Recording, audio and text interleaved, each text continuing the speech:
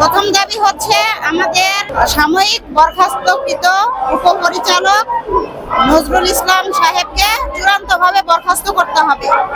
দ্বিতীয় দাবি, আমাদের যে প্রশাসক মহোদয় আছেন মাজারুল ইসলাম, ওনাকে দিয়ে অপসারণ করে ওনাকে আমাদের যুগ্ম মহাসচিব এখানে প্রদান করতে হবে।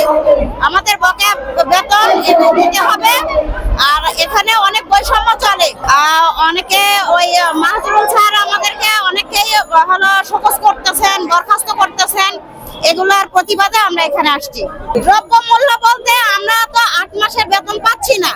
তাহলে বর্তমান বাজার পরিস্থিতিতে যে বাজার চড়াও হয়ে আছে, তাহলে এই 8 মাস যদি বেতন না পাই তাহলে আমাদের সংসার কিভাবে চলে?